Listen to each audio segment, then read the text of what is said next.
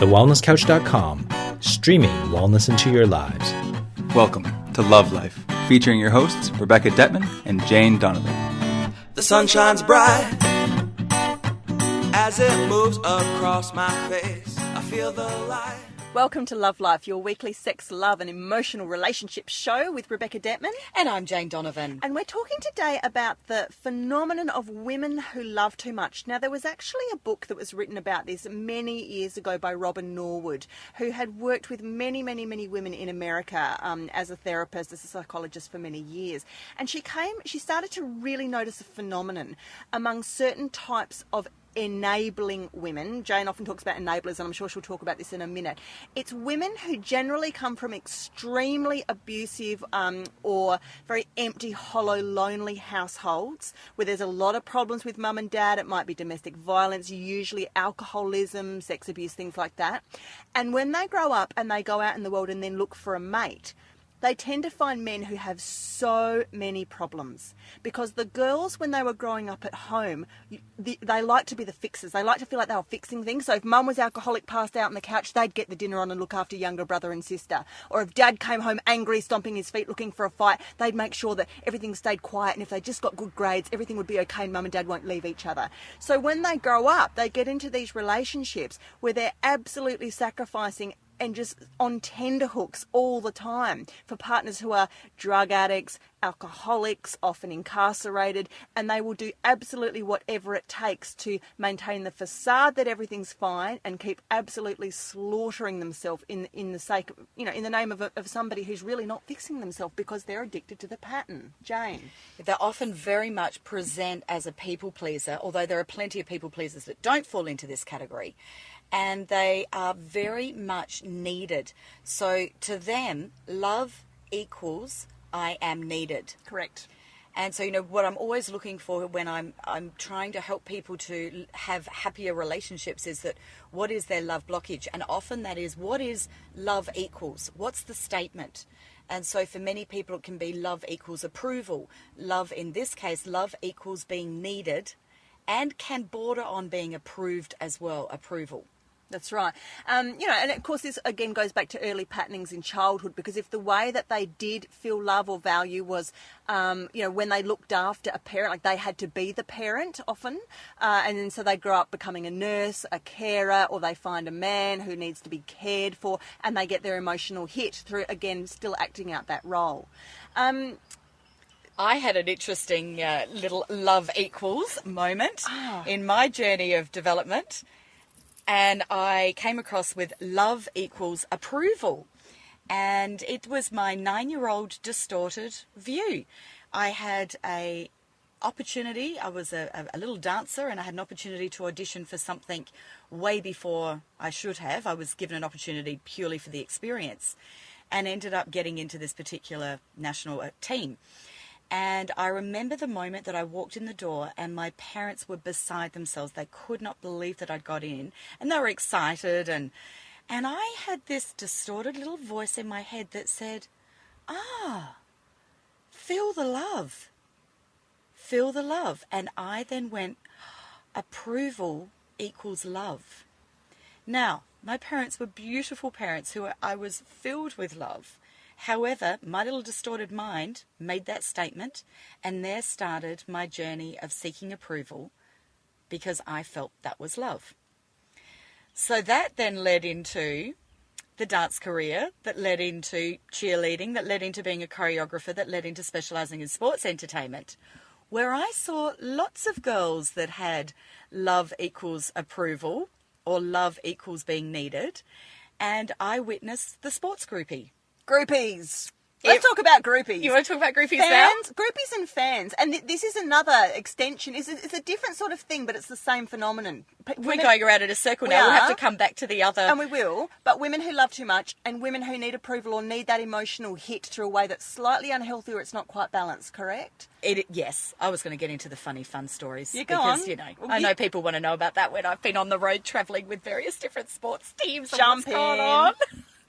Look, it is interesting because there has been so much, and I'm sure there will continue to be so much in the Australian media about various sports stars that have got themselves in trouble, or various women that have got juicy gossip that they're going to post on Facebook and go to the media with. And it is a really interesting topic. My observations have been through, and I know there'd be so many people squirming right now thinking, please don't tell this story, please don't tell that story. So I'm not doing any names. That there has always been high profile athletes of various different codes, and I've worked with football, soccer, basketball, gridiron, rugby, cricket, tennis, all sorts of different sports, Formula One drivers, etc. And it is everywhere. It is where these beautiful girls are seeking out the validation of their worth by scoring somebody with a high profile that nearly everybody would want to date. Because if I get him, if I get to date him, if I get to have a relationship with him, it sends a clear message out to the universe that look at me, look at my worth, I am worthy. And are they happy to put up with what could, if it eventuates, be a really awful relationship to maintain that facade? Often. Yes, but they've got to get to the relationship. I mean, there's two levels of groupies. There's the groupies that are happy to just be in the moment and they'll have that one night and they know that's it. And there are those that will try for the girlfriend material. Now, both are hoping to be the girlfriend material, but they go about it in different ways. And so we'll start with the girls and then we'll get to the guys after, all right? Because there's the flip side of it too, of what's going on in the athlete's mind that places them in such a vulnerable situation. Yes. And so the girls will start off with, they meet this charming guy and it's usually in a nightclub or somewhere like that afterwards. And there's alcohol involved and there's friends around and there's girlfriends that are egging them on going, oh my God, he's into you. I can't believe he's into you. You're so lucky. Oh, there we do. We did that podcast. There's that word again, lucky. Lucky. And in that moment, you've got somebody that the whole nightclub is staring at, that everybody wants to be next to, that the guys want to be having a drink with, and the other girls want to be the one that's getting the attention. But you're the one getting the attention. And it feels fantastic. So of course you want to go with that. You want more of that. It's very validating. And so then your behavior will become whatever it takes to keep him focused on you. Whatever it takes. Is it matching him scotch for scotch at the bar, throwing down shooters or whatever and drinking? Is it about getting on the dance floor and being the most erotic dancer that you can be on the dance floor? Is it about trying to make all of his friends laugh? And dare I say it, at the risk of looking like the girl that is happy to take on the whole team. And I've seen that. I've seen the group sex scenario occur. It's whatever it takes for this person that is admired by so many to be holding the focus on me. And can I just say at this juncture, when Jane talks about when something like that, something really external, gives you a fantastic feeling, my biggest challenge for anyone is, can you sit alone at home in your bedroom and conjure up states of joy and ecstasy and fantasticness all by yourself? Because if you don't know how to arrive at any of those feelings by yourself, you are going to be chained to the rest of your life to other people and events, constantly searching, needing, looking for other people to fill up that love tank for you, or that whatever tank that is. And we've got to get really consciously aware about that. That's Beautiful what you've said, because actually that was my story, was that I was continually it was more about my career, and the audience could never get big enough. I just needed more people. I needed a higher profile contract. I needed more, yes, I'm doing this now. Wow, isn't that fantastic? Because if it's not coming from the source, if it's not coming from your core, it never will be enough. And do you know what? Even when it is big, like Jane said, you want it bigger because you won't even trust it. You won't even believe it. Yeah, but it would have been better if there were more of them, or it would have been truer if he'd said it, more of it, or you're just always looking for that next hit because it's so shallow. And it is the next hit. Absolutely. It's an addiction like any other addiction. So what do you think are good tools to help? Wait a minute. Oh. Second set of groupies. Didn't we just do first set of groupies and then okay. second level groupies? Oh, the girlfriends. The girlfriends. Yeah. Okay, so they'll play it a bit cooler, and they will normally be physically very, very beautiful. However, they will be passive aggressive usually. They will be very good at being able to manipulate themselves to be in the right place at the right time in a more classy way if you are the observer. From here, they will do everything in their power the second that athlete's back is turned to get rid of any potential competition. It's dog eat dog. It's very, very fast and furious and passive aggressive to its maximum level. It's a really ugly side of women, isn't it? It is. It's very. I used to break my heart. I used to spend years and years talking to these different women and trying to get them to see a different way of living. It was so sad. And it becomes very much a cycle. And to the point where I would actually end up seeing the same women at various different codes. Like, whereas I would be at 6 different sporting events in a week working, and I would see them in the VIP bars at 6 different sporting events, seeing how they can go about scoring one of these. And it's anyone. Please love me, anyone. I'll take any of you. I just need you to be a high profile. That's all I need. I know this sounds so pop psychology, but I just want to say, what is your relationship with your father like? I mean, really? What kind of love did these girls get at home to be throwing themselves out to complete strangers? This is where you started, when you were talking about the women that love too much because they've had the toxic relationships at home, that they've got no role modelling. They don't understand what beautiful love actually is. So I have answered my own question. Yes. So, but then, let's touch on the guys, because the guys are suffering from the same thing. I mean, like attracts like. That's how the universe works. It's the law of attraction. So why is it that these guys are drawn to these women? And let me start by saying too, this is not everyone. I was privileged to meet some amazing athletes that have beautiful partners, gorgeous relationships, and many of them, their wives are now friends of mine. And so there are certainly many exceptions to this. However, we do have a lot of athletes that are falling into the front pages of the paper and picking Facebook with the penis. scams. So yes, a little bit of that too. But where this is coming from isn't so much that the guys are leading with the penis. They actually are leading with their career, in that for many athletes from a very young age, they may have been identified from as young as 10 or 12. Well, I know my brother who played football, Aussie rules football, professionally. I mean, he was earmarked at 10 years old as being a kid to continually watch from the district level, and then you get into, your state level, etc. And for many of his teammates, they were all marked from very young ages and given opportunities to be playing professional football from around the age of about, a few of them were 15, many of them were 16 or 17 years old. That is incredibly young to be thrown into the limelight, to be given money for doing what they love doing and they'd be doing for free anyway, to be into a culture where they now need to fit in with their heroes, the same kids that 5 years ago were collecting the autographs are now their teammates. There's some really interesting dynamics that go on here. When you've got a all-Australian footballer that has been at the top of his game for 10 years. Now the kid so he's now late 20s, and the kid that's now 17 or 18 years old that's his teammate was 7 or 8 years old when he was first starting to be this massive hero. There's weird dynamics going on here. That younger child is now wanting desperately the approval of the older boys in the team. Oh my gosh, I've got to man up now. I have to be a man next to my hero.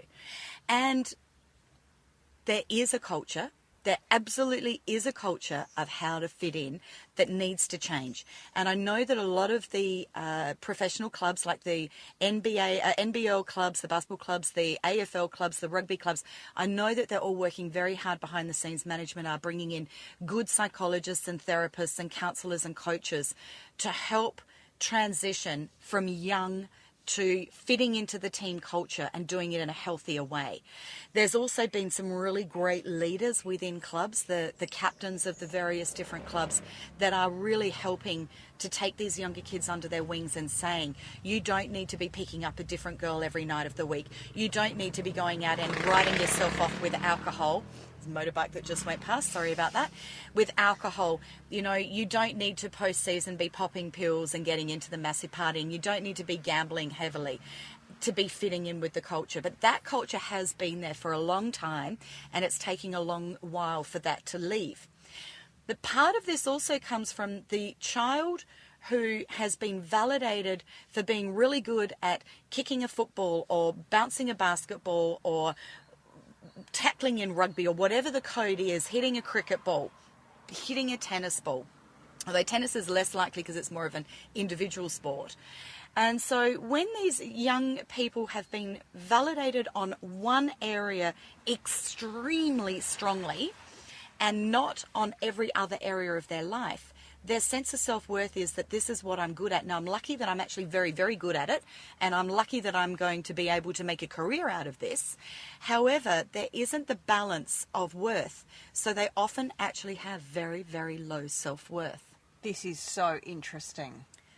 This is really interesting, Jane. It is. And it's really nice to be able to hear the boys' perspective of what's going on. I think this is really important, that because the boys are not going to tell this story because they are public figures already. And so, although having said that, I was at the Hay House I Can Do It conference last year, and there was, apologies to the footy fans, I'm actually not good at remembering stars' names unless I've worked with them. So this guy was a player, I believe a very high profile player for one of the AFL clubs, and he actually got up and spoke his story about how spiritualism and connecting to his intuition changed his life, and how he was able to save his younger sister from a very traumatic, toxic relationship.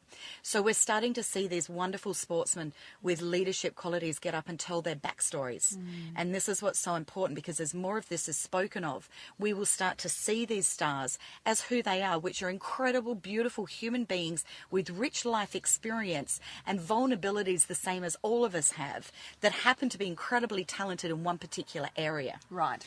And okay, so you might be wondering how we've tried to marry these two topics together almost, which, I started out talking about, people who come from really traumatic backgrounds. And I did say girls, but this can flip. It can be the boys as well, okay? Totally, And, absolutely. Yeah, and people. the type of people that they then go on to marry and often sacrifice years of their life with a partner who is alcoholic or in jail and all kinds of stuff like that, and they will consistently sacrifice, let themselves be walked all over because they're still playing out the same childhood.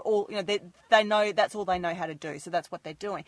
And then on the other hand, over here we've got the groupies, so the low self-worth stuff, where people are looking to very publicly get a larger, more public validation, or that hit of what they perceive to be approval, self-worth, acceptance, and those sorts of things. But of course, the similarity that brings these two worlds together is it's the toxicity of the relationships. One can be very public and one may be much more private, but the patterns are identical because they're looking for a mate who can feed the cycle or the drama that these people are operating on to get their emotional hits. Right, Jane? Yes. What do we do about it? Well, it all comes back to self-love, doesn't it? Yes, But, it we've got does. the two games. We've got the inner game and the outer game. So the outer game is by starting to identify that, is this you, or do you know someone you love who this could potentially be them? It is about having a look at, what is it that I'm really wanting to achieve externally here? How could I be doing this in a more healthy way? And at the same time, what is it that I can be doing within me to bring my own validation up in my own eyes? So for example, if it's the footballer that's saying, I really need the really pretty girlfriend because everybody's got to have the pretty girlfriend, is it about, what if I were to have the girl that actually makes me feel really good about me? And it doesn't actually matter so much about what the other guys think. Which may necessitate finding out who you really are first. Because these people probably, when you're young, you often don't know, you know, in your teens and whatever, if you're 18 or 19. No, that's right, absolutely. And particularly we're touching on sports stars, because they've actually spent an awful lot of their hours in their life of fine-tuning and mastering a skill to a very high level at a very young age. And being told so much by so many other people around them and never getting a chance to hear their inner voice and learn about themselves. And again, these kids who are being grown up in really high toxic environments at home, they've never had the luxury either of just sitting quietly in the sun, for an afternoon, being a child, having a childhood, playing and finding out what their interests are and their likes and dislikes, and healthily being able to have boundaries or stand up or shout at home without a terrible consequence.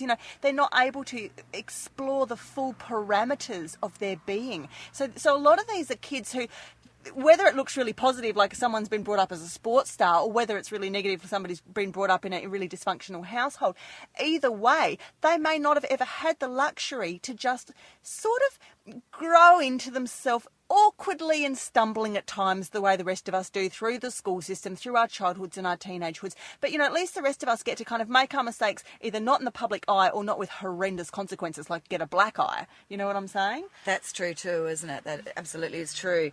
I feel that this is about starting to create a gentle new life for you. So is it about give yourself some time and sit in a bath for half an hour, just sit there and just start to fantasize positively about a different world that you would like to live in.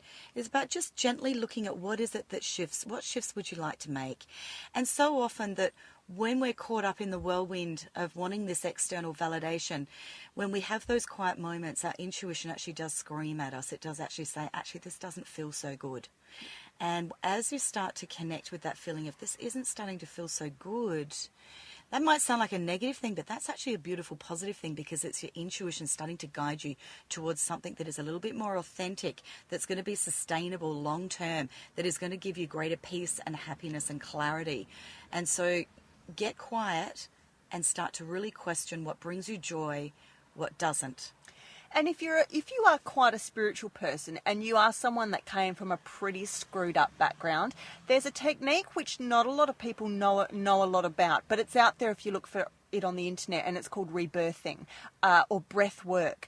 And it is a way that you can go back and literally reprogram your body to retell the story.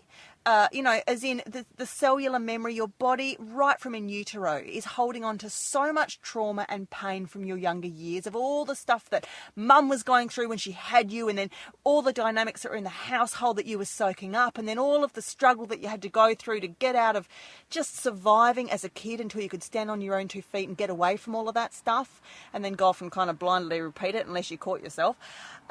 Rebirthing and breathwork is a way to go back and wipe the slate clean, process, grieve, and totally get rid, cleanse out all of the yucky stuff that's all built up inside from those early formative experiences, and then really, really go back in and recreate another story for yourself, one that, you know, your consciousness doesn't even really need to believe this, but it's almost like your body believes it. You're actually reprogramming your whole system with a whole different history, or a more comfortable, healthier take on the real history that you had.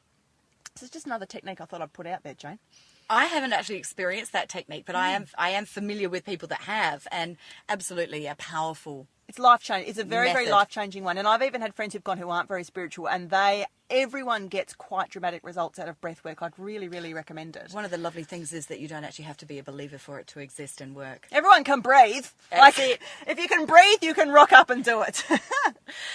And I think, can I just touch on, this is getting a little off track, but if you've got a beautiful child who is showing huge talent in a particular area in their life, please help them to remain balanced through this. Because again, as I have shared before, I was very blessed with particularly my mother, who was so ahead of her time. And she managed to get my brother to be very balanced. So while he went on and was successful as a footballer, he also was a scientist, and he went on, and I think he was one of the first full-time football players to actually go to university and get a degree at the same time as well. It is possible. You can help your children to be balanced in many different ways. Body, mind, emotions, soul, spiritual. Absolutely. And we care a lot about children on this show, don't we, Jane? We do. We're always trying to get the mums and dads to be really conscientious in their parenting. Well, it's giving me tips for me to keep going and hopefully do a good job. But I also want to touch on, before the show ends today, the phenomenon that so if you're in a partnership, okay, and you're mirroring to each other, and as Jane said, you're on the law of attraction, you've magnetized into each other on the law of attraction because you're both feeding something that the other person needs, you know, you're both balancing out some kind of universal dance that's going on here. And if one person begins to quite actively work on themselves, if they really begin a process of self-discovery, of self-work, and of genuinely changing their thoughts, their actions, their behaviours, of course, one of two things is going to happen. Either the partner that you're with is going to respond warmly to this journey. They'll pick up the ripple effects of what you're starting to put out, and they will just have to, you know, you'll force the change in them as well for the better. They will, you know, evolve and grow with you, and you'll end up an amazing couple as a result of it, or they will drop away. Okay. And it's fascinating in Robin Norwood's book when she talks about, you know, the beautiful martyr wife who has stuck by a man's side for 30 years while he's been in the penal system, or, the drug addict, the meth addict or whatever. And often when these people are finally find the right psychologist who gets them into Al-Anon or into, Overeaters Anonymous, or gets them into the drug clinic or whatever it is, and they actually are ready for their aha moment and they begin to shape up their life, shift stuff. The partner, it's mostly women in Robin Norwood's book, but she can't handle it because all of a sudden this person, she doesn't know how to get her hit of validation. If she can't be the carer anymore, and if she can't be the one that, gets the self-worth off being the martyred, dutiful wife, because all of a sudden Bill's standing on his own 2 feet and he doesn't need her to prop him up all the time, then she actually has no idea what to do. So she will break away very quickly, disappear, and go off and find another man who meets her pattern. I see the same thing has played out in the sports arena, where the women who have married a man because of what they can bring to her sense of self-worth, what happens when his career is finished? Fascinating, isn't it? There are so many divorces that occur. So many. What happens when somebody marries you because of what you can provide and not who you are? What happens when you can't provide that any longer? Because there are no guarantees. Are you always going to be a high-profile athlete? Are you always going to be a very wealthy businessman? What about injury? Correct, that's right. Life changes for all of us all the time. And so it is important that when you select a partner, that you're selecting them because you really have a connection with who they are, and that they are selecting you for the same reason. Because external validation is a house of cards waiting to crumble. That's right. So if you are someone who particularly was in a household where somebody was an alcoholic, they actually term this that you are a co-alcoholic. Because it's that, the dual relationship where the two prop each other up and hold each other, whether it was you and your mum or you and your dad or you and your brothers or whatever it was. And so they do have, Alcoholics Anonymous for people who aren't alcoholic but have always been around alcoholics, for example. And this is where people can sit together in group therapy and really have light bulb moments about the way that they have been patterned and programmed to always be the carer, to always be the helper, to always put their own stuff aside, to love too much, to love to an extent that is just so unhealthy, because all the love is going out and there's no two-way flow. There's none coming back in, as in they don't know how to fill up their own love tank at all. So those sorts of support groups they're just crucial for understanding the role that you play when you've been brought up in a certain toxic dynamic, so you can have a very highly evolved degree of self-awareness around your patterns and your behaviours.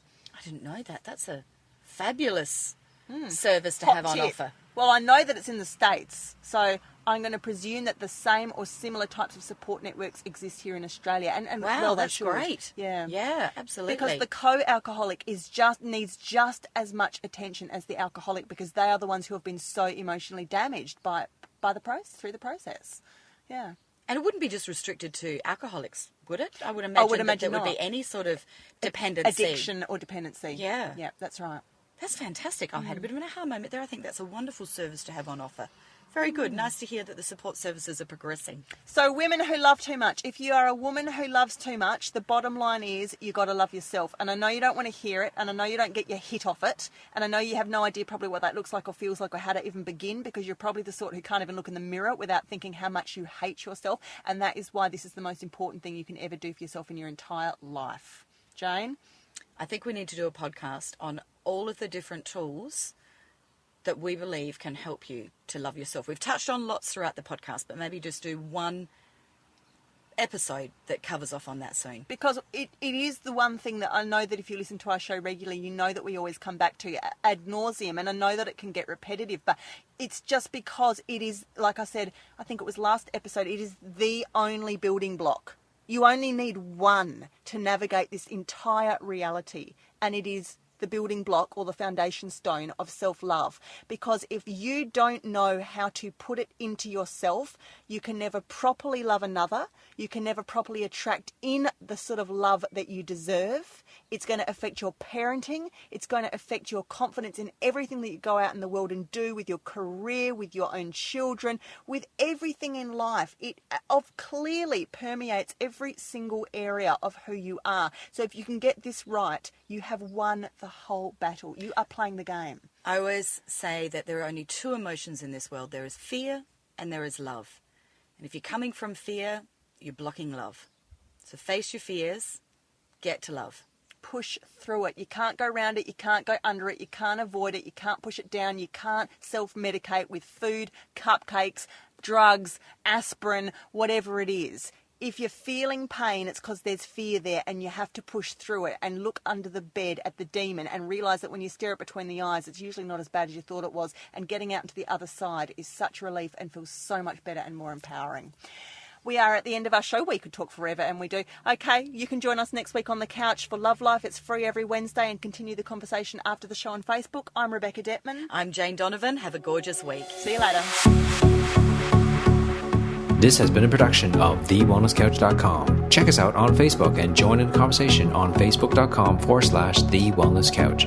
Subscribe to each show on iTunes and check us out on Twitter. The Wellness Couch, streaming wellness into your lives.